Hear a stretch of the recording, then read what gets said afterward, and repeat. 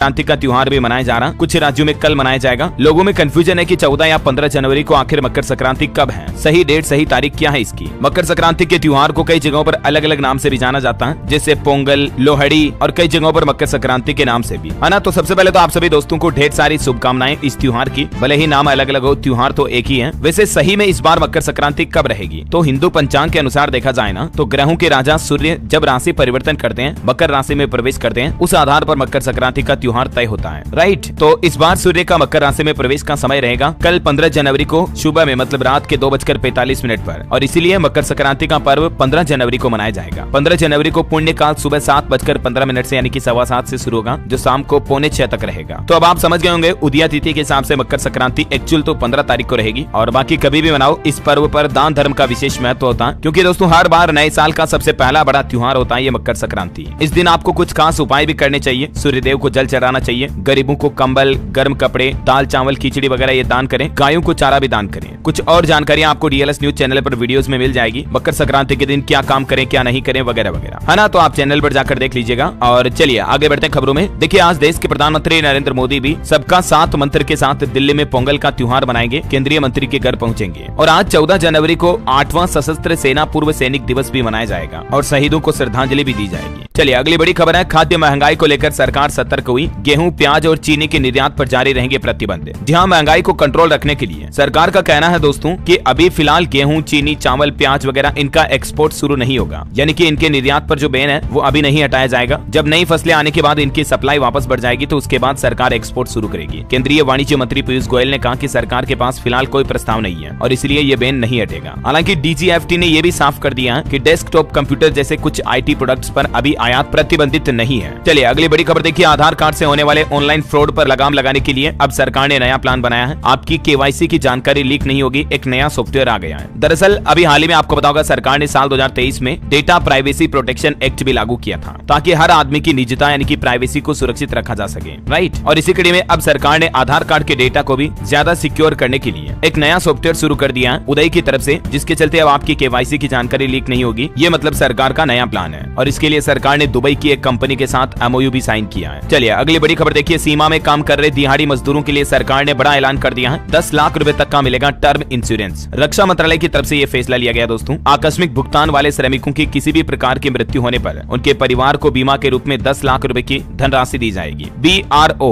यानी कि border roads organisation यानी सीमा सड़क संगठन के कैजुअल मजदूरों के लिए ये वाकई में बड़ी खुशखबरी है। देश के रक्षा मंत्री राजनाथ सिंह ने खुद 10 लाख रुपए की इस बीमा योजना को मंजूरी दे दी है। ये देख सकते हैं इस बारे में ज्यादा इन्फॉर्मेशन भी आप। चलिए अगली खबर है दोस्तों, जियो और एयरटेल के करोड़ों यूजर्स को तगड़ा झटका लगने वाला। 5G इंटरनेट के लिए अब आपको ज्यादा पैसे खर्च करने पड़ेंगे। दरअसल रिपोर्ट के मुताबिक रिलायंस जियो और एयरटेल कंपनी अपनी 5G सर्विस के लिए 4G के मुकाबले 5 से 10% तक ज्यादा चार्ज वसूलेगी। और अभी तो आपको पता होगा इन कंपनियों की 5G टेस्टिंग मोड पर चल रही है, लेकिन जैसे ही 5G सर्विस कॉमर्शियली सबके लिए लॉन्च की जाएगी तो उसके बाद रिचार्ज प्लान जो है वो काफी महंगे हो जाएंगे। चलिए दोस्तों अगली खबर देखिए, अमेरिका का बिजनेस वीजा मिलने में अब कम समय लगेगा। भारतीयों के लिए बड़ी खुशखबरी है, अब पहले से कम समय में आपको अमेरिकी बिजनेस वीजा मिल जाएगा। H1B वीजा पर भी ये नया अपडेट आया। दरअसल इन वीजा पर अमेरिका में काम करने वाले प्रोफेशनल्स परिवार को अमेरिका में ही वीजा रिन्यूअल की सुविधा मिलेगी। ये भी अमेरिकी सरकार नया प्लान बना रही है। और अगली खबर देखिए दोस्तों, देश के प्रधानमंत्री नरेंद्र मोदी इसी महीने 27 जनवरी को बिहार आएंगे और यहाँ बेतिया में जनसभा करेंगे। पहले 13 तारीख को आने वाले थे, लेकिन रामलला के प्राण प्रतिष्ठा कार्यक्रम के चलते ये शेड्यूल में बदलाव किया गया। चलिए अगली खबर है, देश में रिंग रोड के जैसे ही अब बड़े शहरों के चारों ओर बिछेगा रेलवे ट्रैक। राजस्थान के जयपुर से रेलवे ने अत्याधुनिकीकरण करने के लिए ये एक बड़ा फैसला लिया है। जैसे बड़े बड़े शहरों के चारों तरफ रिंग रोड होता है ना, ठीक वैसे ही चारों तरफ रिंग रेलवे ट्रैक भी बिछाया जाएगा, जिससे कि रेलवे की कनेक्टिविटी बढ़ेगी। फिलहाल ये पायलट प्रोजेक्ट राजस्थान के जयपुर, कोटा समेत कुछ शहरों में शुरू किया जा रहा। धीरे धीरे देश भर के सभी राज्यों के सभी शहरों में आपको रेलवे का ये डेवलपमेंट देखने को मिलेगा। और अगली बड़ी खबर देखिए, भारतीय सेना ने शुरू किया ऑपरेशन सर्वशक्ति मिशन। पाकिस्तान के आतंकी मंसूबे होंगे नाकाम। भारतीय सेना ने जम्मू कश्मीर में सुरक्षाओं को बढ़ाने के लिए ये ऑपरेशन सर्वशक्ति की शुरुआत की है। जम्मू के पुंछ और राजौरी सेक्टर में आतंकवाद बढ़ाने के लिए पाकिस्तान की नापाक हरकतें अब कामयाब नहीं होगी। ये इंडियन आर्मी की तरफ से नया मिशन तैयार किया गया है। अच्छा, और वहीं देखिए दोस्तों, 26 जनवरी राम मंदिर उद्घाटन से पहले अरुणाचल प्रदेश में भी सुरक्षा बलों को बड़ी कामयाबी मिली है। NSCN-IM के 6 आतंकियों को गिरफ्तार किया गया और इनके पास भारी मात्रा में हथियार और गोला बारूद भी पाए गए। चलिए अगली बड़ी खबर है दोस्तों, भारत से विवाद के बीच मालदीव के राष्ट्रपति ने बयान दिया, कहा कि हमें कोई धमका नहीं सकता, चीन हमारे अंदरूनी मसलों में दखल नहीं देता है। हमारे देश के विदेश मंत्री एस जयशंकर ने भी शानदार बात कही। वो बोले कि भारत को लेकर दुनिया का नजरिया अब बदल रहा है। उन्होंने कहा कि हमारे देश का रुतबा बड़ा है, कोई भी बड़ा फैसला हमारी सलाह मशवरा के बिना अब तय नहीं होता है। और वाकई में ये बात भी दोस्तों सही है। आज हिंदुस्तान का दुनिया भर में नाम छा रहा है। अमेरिका, रशिया, जापान, चाइना जैसे बड़े बड़े देश भी आज भारत का लोहा मान रहे हैं। अभी देखा होगा ना आपने भारत में G20 वगैरह में कितना शानदार रुतबा था दुनिया के बड़े लीडर्स के सामने। गर्व होता दोस्तों हम सभी को भारतीय होने पर। चलिए दोस्तों आगे बढ़े खबरों में। एक भावपूर्ण श्रद्धांजलि। मशहूर शास्त्रीय गायिका प्रभा अत्रेजी का निधन हो चुका है। देश की राष्ट्रपति द्रौपदी मुर्मू और पीएम मोदी ने भी शोक जताया इनके निधन पर। ये एक क्लासिकल सिंगर थी। 92 साल की उम्र में दिल का दौरा पड़ने से इनकी पुणे में मौत हो गई। ईश्वर इनकी आत्मा को शांति दे। चलिए अगली खबर देखिए। असम राज्य में NCHAC में भाजपा ने दर्ज की प्रचंड जीत। पीएम मोदी ने दीमा हसाऊ के लोगों का आभार भी जताया। असम के उत्तर कछार पर्वतीय स्वायत्त परिषद में ये भारतीय जनता पार्टी की जीत हुई है। पार्टी ने 28 में से 25 सीटों पर लहराया अपना परचम। पीएम मोदी ने असम के मुख्यमंत्री हेमंत बिस्वा शर्मा का भी आभार जताया। चलिए अगली खबर देखिए। आर्टिफिशियल वायुमंडल से तैयार होंगे फसल के नए किस्म के पौधे। देश में पहली बार इस तरह की लैब स्थापित हुई है और ये संभव होगा पंजाब कृषि विश्वविद्यालय PAU की लेबोरेटरी में। वहीं दोस्तों कोरोना आंकड़ों पर बड़ी खबर आ रही है। भारत में पिछले 24 घंटों के दौरान कोरोना के 441 नए मामले सामने आए। हालांकि राहत की बात यह है कि किसी की मौत नहीं हुई। 24 घंटों में एक्टिव केस की संख्या में भी गिरावट आई है और अभी तक भारत में JN1 वेरिएंट के मामलों की संख्या कुल बढ़कर 1200 से ऊपर पहुंच चुकी है, जिनमें अलग अलग राज्यों में कितने मामले हैं जिनकी ये लिस्ट भी आप देख सकते हैं। चलिए अगली बड़ी खबर देखिए दोस्तों। देश के उपराष्ट्रपति जगदीप धनखड़ ने राम मंदिर को लेकर बयान दिया। वो बोले कि राम को नहीं मानना मतलब संविधान निर्माताओं का अपमान है। अभी वो राजस्थान के दौरे पर आए थे। इस दौरान उन्होंने कहा कि संविधान में राम मंदिर का भी जिक्र है, भगवान राम और माँ सीता के भी फोटो हैं और इसलिए सबको राम को मानने चाहिए। और अच्छा दोस्तों कुछ आपको मैं प्रभु श्री राम से जुड़ी श्रद्धा की खबरें बताता हूँ। देखिए आप 2 इंच की पत्तियों पर श्री राम, विवाह से लेकर युद्ध तक को उकेरा। प्रभु श्री राम के पूरे जीवन को पत्तियों पर डिजाइन किया है और इन अद्भुत कलाकारियों का लाइव प्रदर्शन किया जाएगा ऑनलाइन अयोध्या में प्राण प्रतिष्ठा के दिन। ये कलाकार है मेरठ की लीफ आर्टिस्ट ममता गोयल, जिन्होंने मात्र पौधे की 2 इंच की पत्तियों पर भगवान राम के पूरे जीवन को उकेरा है। अच्छा ये पत्तियों पर जो शानदार डिजाइन बनाने वाले आर्टिस्ट होते हैं ना, इन्हें लीफ आर्टिस्ट कहा जाता है। अब ये देख सकते हैं आप अद्भुत तस्वीरें, मतलब कितनी गजब की प्रभु श्री राम की तस्वीरों में कलाकारी की गई है पत्तियों पर, वो भी मात्र छोटी छोटी पत्तियां जो होती है ना पौधे की उन पर। Amazing right. और राम भक्ति से जुड़ी एक और खबर देखिए आप। राजस्थान के जयपुर का रितेश दंडवत यात्रा करते हुए अयोध्या जा रहा है। रोजाना 7 किलोमीटर की दूरी तय कर रहा है। 5 महीने में पूरा होगा सफर। इतनी कठिन भक्ति को तो वाकई में सैल्यूट यार। मतलब चल के नहीं जा रहे हैं, दंडवत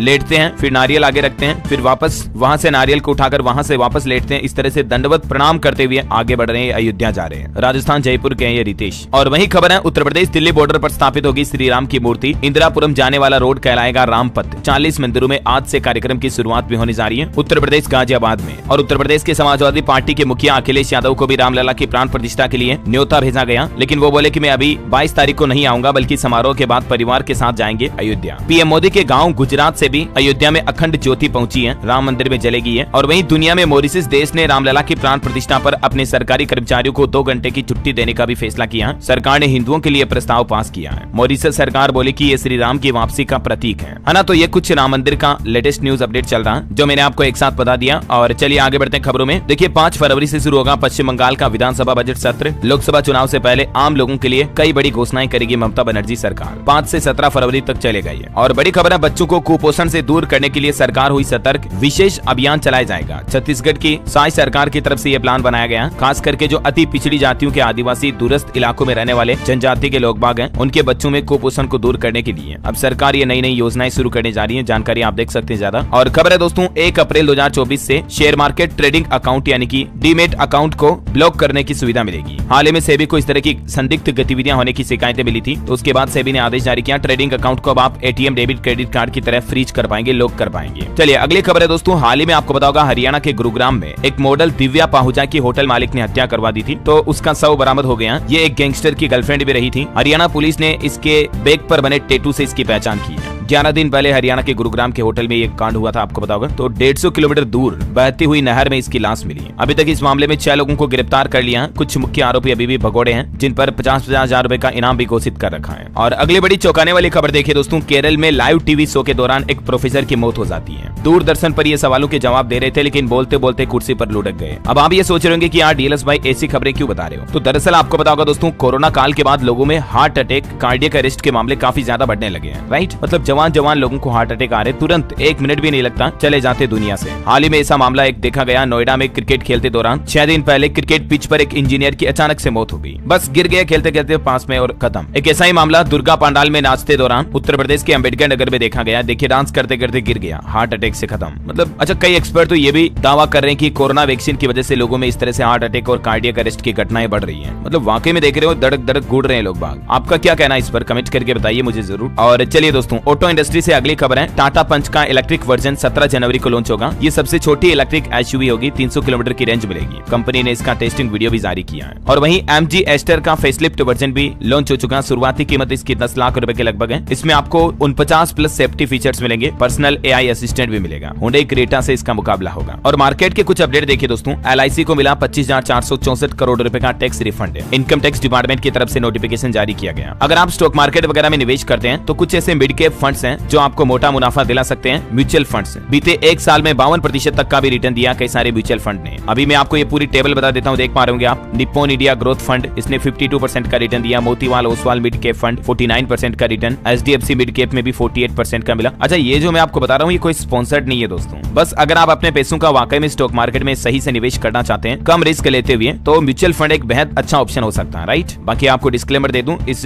खबर में दी हुई जानकारी केवल सूचना के लिए है, आपको निवेश करने की सलाह नहीं दी जाती। आप अपनी राय पर सलाहकारों से राय लें, उसके बाद ट्राई करें। और चलिए दोस्तों, खबरों में आगे बढ़े इससे पहले आज के मौसम समाचार पर नजर डाल लेते हैं। देखिए, दिल्ली में तो अभी सीजन का सबसे ठंडा दिन रहा। पारा 3.5 डिग्री तक पहुंच चुका। दिल्ली में 18 ट्रेनें भी लेट हुई। बिहार के कई जिलों में स्कूल वगैरह भी बंद करने पड़े। पंजाब हरियाणा में शीतलहर का भी रेड अलर्ट है। दिल्ली NCR में तो 3 दिन तक के लिए येलो अलर्ट जारी कर दिया। कोहरे के कारण 250 फ्लाइट प्रभावित हुई, 100 से ज्यादा ट्रेनें लेट हुई। उत्तर भारत के कई राज्यों में शीतलहर की चेतावनी जारी की है मौसम विभाग ने। IMD का कहना है कि पंजाब हरियाणा चंडीगढ़ दिल्ली के कुछ हिस्सों में 15 तारीख तक शीतलहर चलेगी। स्काईमेड वेदर की रिपोर्ट के मुताबिक अगले 24 घंटों के दौरान मौसम की संभावित गतिविधियां क्या रहेगी, जिसकी जानकारी भी आप देख सकते हैं स्क्रीन पर, है ना। और चलिए आगे बढ़े खबरों में। देखिए, अब आप वंदे भारत के जरिए अयोध्या नहीं जा पाएंगे। रेलवे की तरफ से कई सारी ट्रेनों का टाइम टेबल भी बदला गया। कुछ जानकारी आप देख सकते हैं। रूट में परिवर्तन की वजह से अयोध्या जाने में अब दिक्कत आएगी। और बड़ी खबर है, अब हर रोज 4 यूनिट खपत पर ही मिलेगी मुफ्त बिजली। 125 यूनिट फ्री बिजली इस्तेमाल के लिए हिमाचल प्रदेश सरकार की तरफ से कुछ नए मानक, नए नियम तय किए हैं। अब बिजली की खपत 125 यूनिट से कम होने के बावजूद बिल आने वाले उपभोक्ताओं को संभल कर चलने की जरूरत होगी, क्योंकि बिजली बोर्ड की तरफ से मुफ्त बिजली को लेकर ये नए नियम जारी किए हैं, जिसके मुताबिक रोजाना 4 यूनिट खपत हो रही है तो ही आपको फ्री बिजली का फायदा मिलेगा, है ना। ज्यादा डिटेल आप देख सकते हैं। चलिए अगली खबर देखिए आप। अब PhD डिग्री की जांच की जाएगी। UGC यानी कि यूनिवर्सिटी ग्रांट्स कमीशन की तरफ से यह बड़ा फैसला लिया गया। शिक्षण संस्थानों ने कितना तय मानकों का पालन किया, ये भी जांच होगी। अब हर एक खुलासा होगा कि कहीं किसी को फर्जी PhD डिग्री, डॉक्टरेट की डिग्री तो नहीं बांट दी। इसके लिए देश भर के यूनिवर्सिटी, कॉलेजों, उच्च शिक्षण संस्थानों की जांच की जाएगी। UGC की तरफ से ये आदेश जारी किया और इसके लिए स्थायी समिति भी गठित की गई है। अच्छा, उत्तर प्रदेश के छात्र छात्राओं के लिए एक और अच्छी खबर है। छात्रवृत्ति के लिए अब 18 तारीख तक आवेदन कर पाएंगे। स्कॉलरशिप योजना की लास्ट डेट को बढ़ा दिया। कुछ और स्टूडेंट्स के जुड़े अपडेट एजुकेशनल खबरें मैं आपको आगे बताऊंगा। फिलहाल देखिए आप अगली बड़ी खबर। झारखंड की हेमंत सोरेन सरकार की बड़ी घोषणा। झारखंड के विश्वविद्यालयों में PhD करने वाले नेट पास छात्रों को मिलेंगे 25-25 हजार रुपए। अच्छा, इसके बारे में डिटेल जानकारी शायद मैंने आपको कल भी बताई थी, पता होगा। PhD करने वाले UGC नेट छात्रों को 25,000 रुपए और JET पास करने वालों को 22,500 रुपए हर महीना फेलोशिप योजना के तहत दिए जाएंगे। नई फेलोशिप योजना लॉन्च की है झारखंड राज्य सरकार ने। ठीक है, जो झारखंड के लोग बाग ये न्यूज देख रहे हैं तो डिटेल जानकारी आप थोड़ा सा वीडियो को पॉज करके पढ़ लीजिएगा। ये कंप्लीट नोटिस मैंने स्क्रीन पर डाल दिया है। और अगली बड़ी खबर है, छत्तीसगढ़ में आजीविका मिशन योजना शुरू कर दी गई है। 56 लाख दीदियां बनेगी लखपति। आर्थिक गतिविधियों से जुड़ेगी। छत्तीसगढ़ के विकसित होंगे मॉडल गोठान भी। राष्ट्रीय ग्रामीण आजीविका मिशन के तहत छत्तीसगढ़ की महिलाओं को आर्थिक रूप से सशक्त बनाने के लिए ये नई कार्य योजना बनाई जाएगी, जिसमें पहले चरण में 56 लाख महिलाओं को फायदा मिलेगा। देख सकते हैं इस बारे में ज्यादा जानकारी। और बड़ी खबर है दोस्तों, उत्तराखंड राज्य में खुलेगा 10,000 नौकरियों का पिटारा।